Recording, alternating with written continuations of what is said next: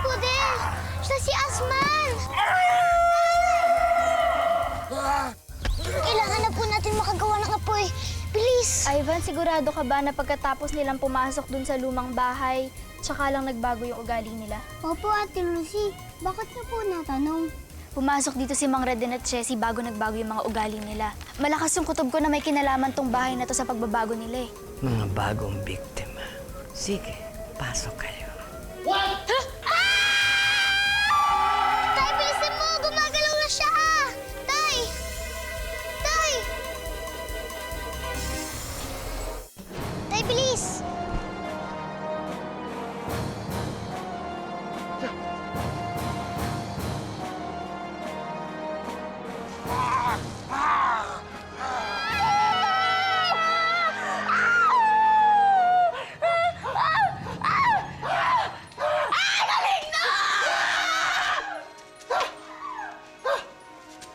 Huwag ka dito! Lumayo ka! Masama ang bahay na yan! May mga maligno dyan! Halika! Halika!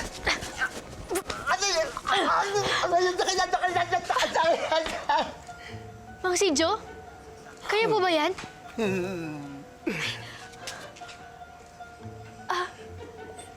Bakit po ba kasi kayo nakabayong? Eh kasi, baka makilala ko ng mga nakatira dyan. Ba't niyo po tinanggal? Oo nga, no? Ang tanga ko! Ang tanga ko! Ang tanga Ay, ko! sandali lang po! Mang Sidjo, sandali lang po, sandali lang po. Ha? Bakit? Bakit niyo po pinipigilan yung mga taong gustong pumasok dyan sa bahay na yan? Tsaka, sino po yung sinasabi niyong nakatira dyan? Sasabihin ko sa'yo. Pero, huwag dito. Masyado tayo malapit sa bahay. Baka may makarinig sa atin. Kailangan malayo tayo. Doon! Sunod ka sa akin! Sunod! Muntik na taong grasang yan. May biktima na sana. Napigilan pa. Madam, natagpuan na po ng Asman ang mag-amang nakulong dito sa mansyon. Katapusan na nila. Teka, gusto ko mapanood yan. Kulas! Pasok mo yung salamin! Kulas! Ito na po, madam. Teka, tabingi yata. Ay, ito po. Sa kabila, sa kabila, sa kabila. Ito, kabila na po. Sabi na sa kabila eh. Ito, madam, okay na?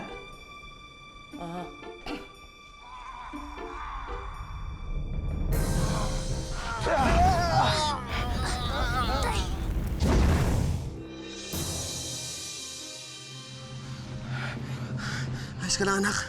Opo, Tay.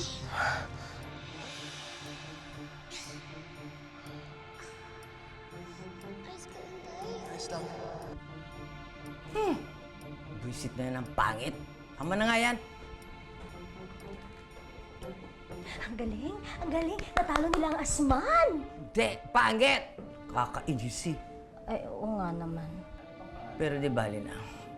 Marami pang panganib na naghihintay sa mag-amang yan sa disyerto. Umpisa pa lang ito ng kalbaryo nila.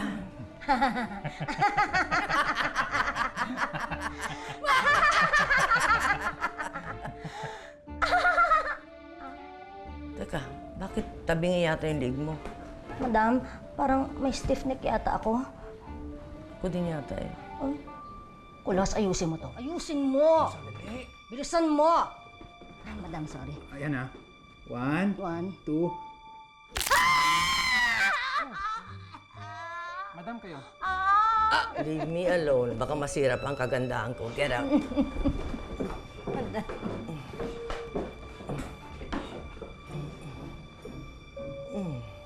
Madam, titiisin nyo na lang na ganyan yung leeg nyo? Oo. Pero lumayas na kayo! Dali! Ikaw kasi, Ayos na kasi leeg mo. Bakit kailan?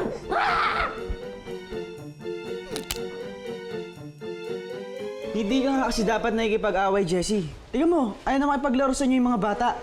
Eh, anong paki mo? Sinabihin niya naman talaga ako madaya eh. Nandaya ka naman talaga, ate.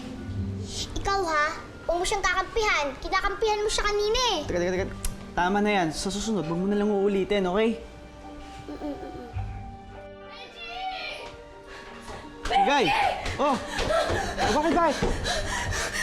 Benji, si Lucy! Sa namang bahay! Maling na! Teka, sandali. Hindi, sandali. Sabihin mo kay nanay. Babalik din ako agad, okay? Dito lang kayo. Hindi pwede. Ay, baka alawin ka pa ni nanay! Ano na yan? Ano yan? Kasi po Inay, si Ivan po pinipilit po kung lumabas po para maglaro eh. Hindi po totoo yan. Ivan? Anong hindi totoo? Nay, nagsisinungaling lang po yan.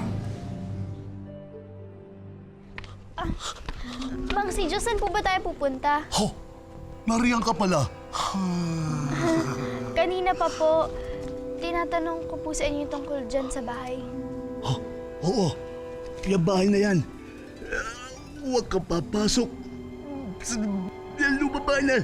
Masamang bahay na yan. Maraming nakatirang masasamang elemento. Mga elemento na naghahanap ng mabibiktima. Paano niyo po nalaman? Nakapasok ako sa bahay. At nakita ko ang maraming mundo, iba-ibang mundo sa likod ng pinto. Sa likod ng pinto? Mga mundo? Oo, iba't ibang mundo sa loob ng tahanan na yan. May deserto, may mundo ng mga gagamba, may mundo ng purmanikin at kung ano-ano pa. Halos ilang linggo rin kaming naligaw ng anak ko dyan sa loob. Nakalabas ako. Pero, anak ko. Ano po nangyari sa anak niyo? Anak ko. Namatay. Kinagat ng masamang halimaw.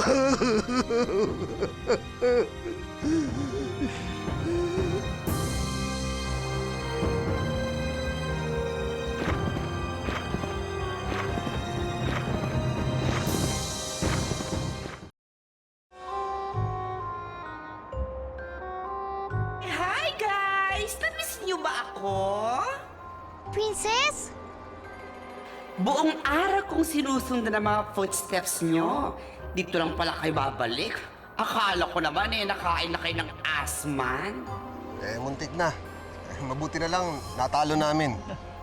Good for you! Ako kasi hindi ko nagawa kaya eto, bungo na lang.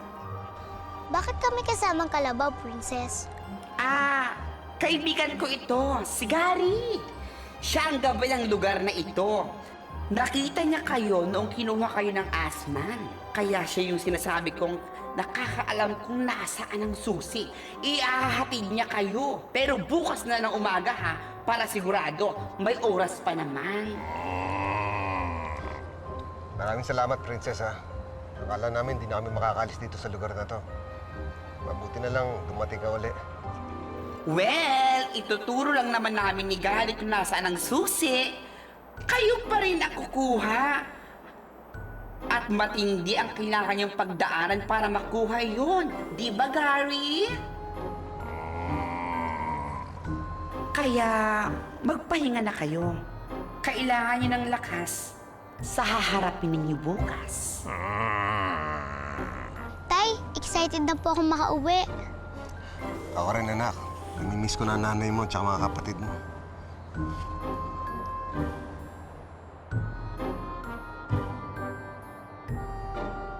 Mang Sijo, Pinatay ng bahay na yan ang anak ko. At yung halimaw na gumagala sa loob ng bahay na yan. Siguro, kung malaki na anak ko, kasi laki mo na siya. Kung nabubuhay pang anak ko, ikaw ang anak ko. ho? Oo, anak! Nagbalik ka! Nagbalik ka, anak! Mang Sijo, hindi po ako yung anak niyo. Ikaw ang anak ko. Hindi po ako yung anak niyo. Anak, nagbalik ka! Hindi po ako yung anak Anak! Ay, anak! Hindi po ako alis. Aray! Unsa ka na! Layaan mo siya. Lucy, huwag kang alala. Ililigtas kita. De! Hindi niyo ako mahuhuli. Andiyan ang mga kalaban! Huwag kang papasok sa masamang bahay na yan! Kayo! Habulin niyo ako!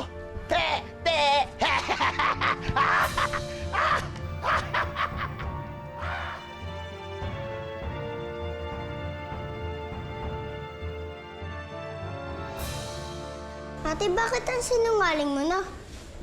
Ha?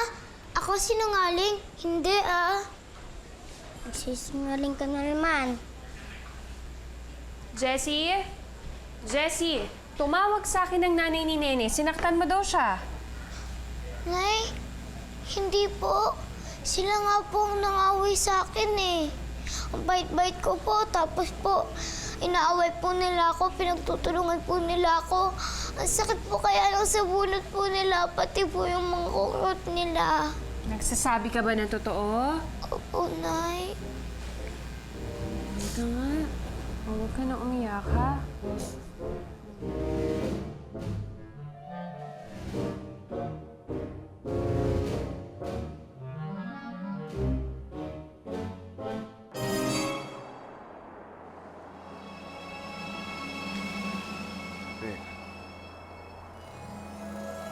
Tubig.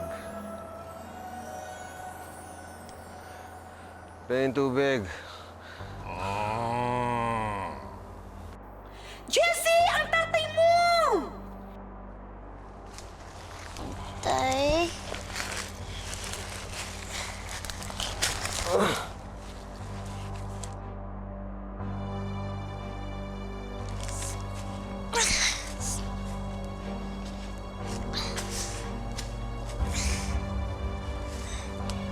Tay. Wala namang ginagawang masama si Mang Sidjo. Ba't mo binato?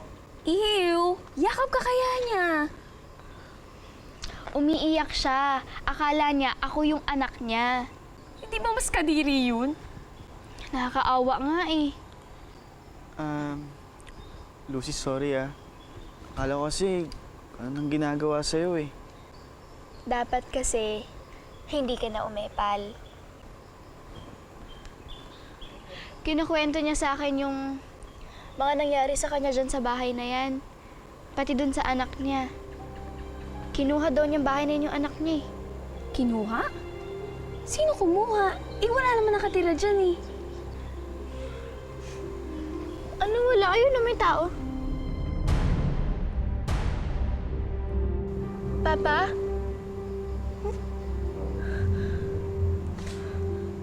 Papa!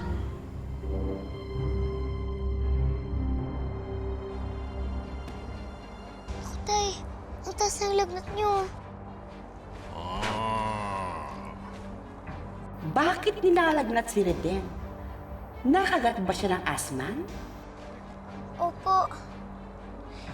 Ito po, oh. Naku, lagot! Bakit po? May lason ang laway ng asman. Lason na nakamamatay. At nalason na ang tatay mo! Po? Pag hindi mo siya naagapan, mamamatay siya!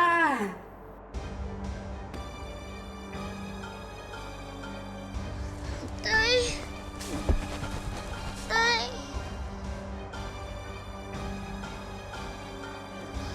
Tay!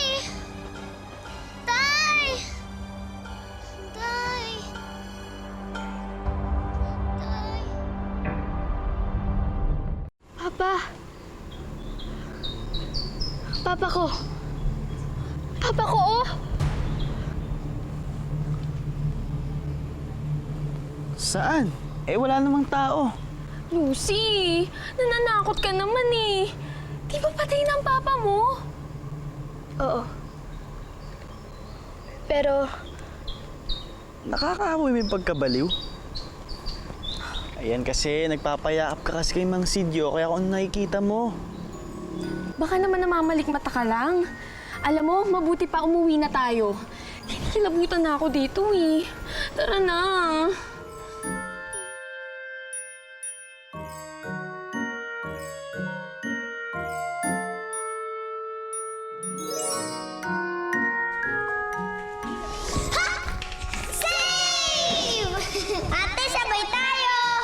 Baka naman ang taya.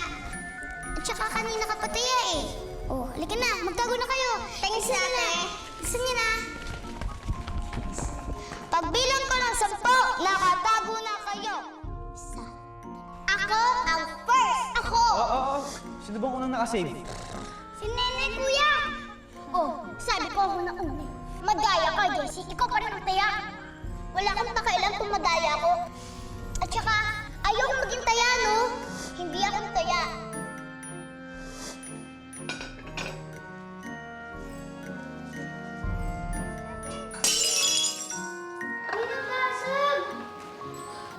Ivan, huwag ka munang gagalaw. Ako na lang maglilinis niyan. Huwag magalit si Inay. Pabaliwanag na lang natin sa kanya na hindi natin sinasadya. Mag-iipon na lang tayo sa baon natin para mapalitan yung labasag na plato. Maintindihan naman yun, Inay. Sige ha.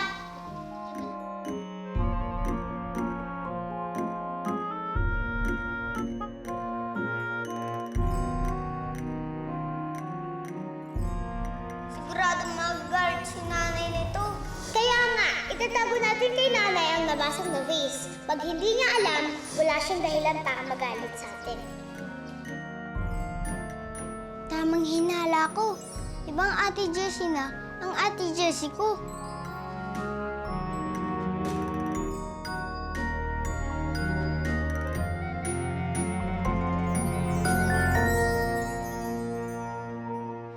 Tay, gumising kayo, Tay.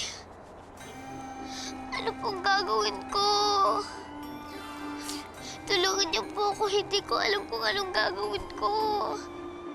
Huwag kayong mag-alala. Simple lang ang gamot sa laso ng asma. Alam mo yung... Tubig. Tubig ang gamot. Tubig lang po. Pero kailangang painumin mo tuwing 10 minuto hanggang sa sumikat ang araw. Kailangan mo siyang painumin ng walang palya. Oras na may mamiss ka, kahit ni isa, siguradong matutuluyan ng tatay mo. Po, hindi ko po papabayaan si tatay. Ayan ang balon. Kumuha ka ng tubig. Gamutin mo na ang tatay mo. Dali!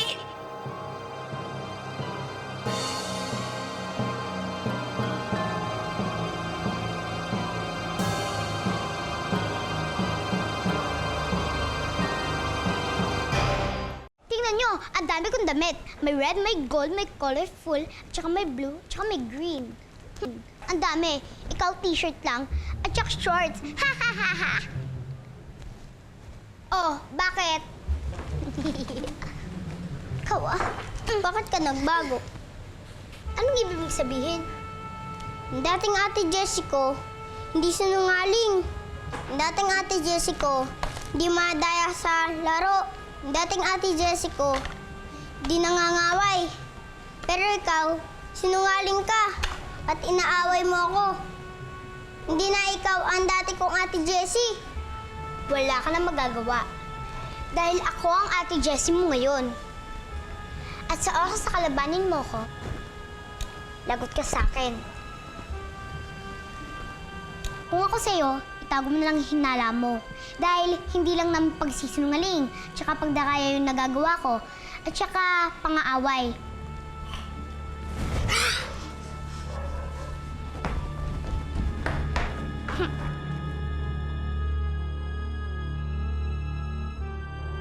Tay, bumalik ko po dito.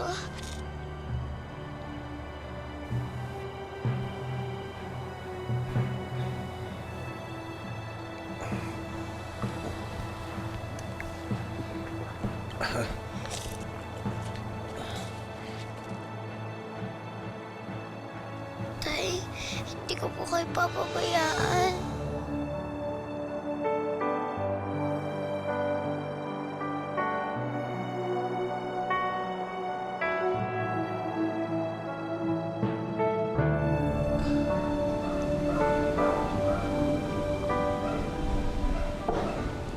Salamat po, Tay. Walang anuman. Tay, magpahinga na po kayo. Okay na po ako. Hindi. Dito lang ako. Babantayan kita hanggang gumaling ka. Aalagaan ka namin ni tatay. Ha? Salamat po.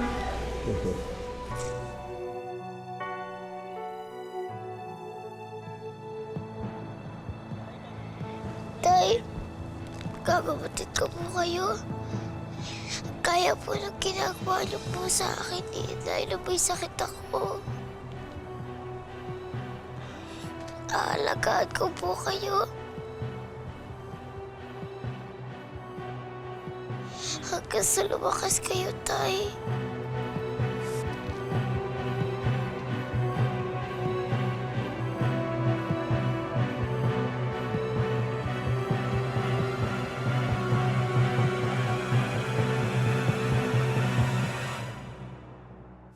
Ano ba, Reden? May problema ba tayo? Oo, meron. Ikaw yun. Baka naman kasi pwede itigil mo muna eh. Ikaw tumigil. Pumasok at matulog ka na. Nakausap ko na ho kasi si Reden. Sabi ho niya sa akin, kung miserable daw ho ang buhay ninyo nang wala siya. Siya naman daw ho, napakasaya ng buhay niya nang wala kayo. Tito! Tito! Nung pumasok ako sa loob ng bahay, may nakita ako na kamukha ng tatay mo. Talaga? Kung ako sa'yo, papasok ako sa loob ng bahay, tapos aalamin ko kung namalikmata nga ako o hindi. Sino yung babaeng yon? Bakit parang gusto niyang pumasok dito sa loob? Hindi pa pwede to. Madadagdagan na naman ang biktima ng lumang bahay na ito.